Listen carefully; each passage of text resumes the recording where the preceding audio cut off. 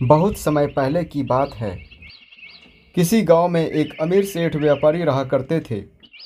उसके घर में सेठ के अलावे उसके फैमिली में कोई भी नहीं थे, जिसके वजह से उन्होंने एक बंदर पाल रखा था।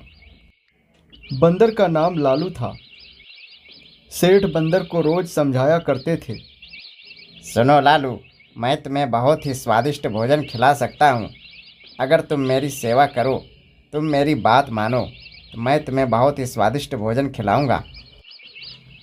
जी मालिक, क्यों नहीं, क्यों नहीं। बंदर ने कहा, जी मालिक, आप आदेश तो करें, मैं आपकी हर बात को मानूंगा। फिर सेठ ने कहा, लालू, मैं काम करके थक गया हूँ। मैं चाहता हूँ थोड़ा यहीं चारपाई पर लेटकर आराम करूँ और तुम मुझे पंखे से हवा करो। और साथ में मेरे पाँव भी दबा देना, पाँव में भी बहुत दर्द हो रहे हैं। जी मालिक, अभी तुरंत। फिर क्या था, बंदर ने तुरंत पंखा ले आया और पंखे से सेठ को हवा खिलाने लगा। साथ में बंदर पाँव भी दबा रहे थे। इसी तरह से बंदर सेठ का सेवा कर रहे थे और सेठ सेवा का आनंद ले रहे थे। वाह मेरे लालू, बहुत ही अच्छा। फिर उसी समय अचानक क्या हुआ कि कहीं से एक मक्खी उड़कर सेठ के नाक के पास आने लगी और नाक पर बैठ भी गई। बंदर ने मक्खी को मारने का प्रयास किया, पर मक्खी उड़ गई और फिर से मक्खी वापस आकर नाक पर बैठ गई। इस वजह से बंदर परेशान हो गया। फिर बंदर ने सोचा, क्यों न इस मक्खी को एक ही बार में मार दिया जाए। है, मैं परेशान हो रहा हूँ। यह मक्खी मेरे सेठ को परेशान कर रहा है।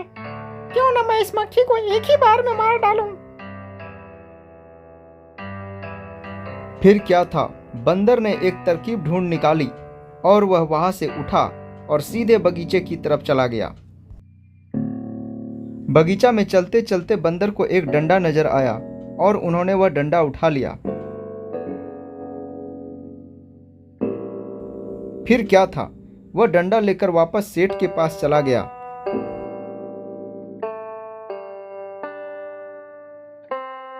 बंदर सेठ के पास पहुंचते ही, रुक जा मक्खी, अभी तेरे को बताता हूँ। तू मेरे सेठ को परेशान कर रही है। अब क्या हुआ कि मक्खी वहां पर नहीं थी। तब तक बंदर इंतजार करने लगा कि कब मक्खी आए और फिर से बैठे।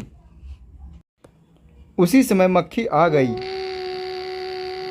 बंदर बहुत ही मूर्ख था। उन्होंने डंडा धीरे से उठाया और मक्खी को आराम से बैठने दिया। रुक जा मक्खी, अभी तेरे को बताता हूँ।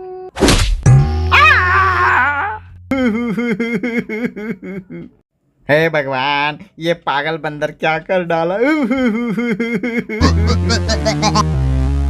हे भगवान, ये मूर्ख बंदर, मेरा नाक तोड़ डाला इन्होंने। मैं इसे क्या समझा था और उन्होंने क्या कर डाला।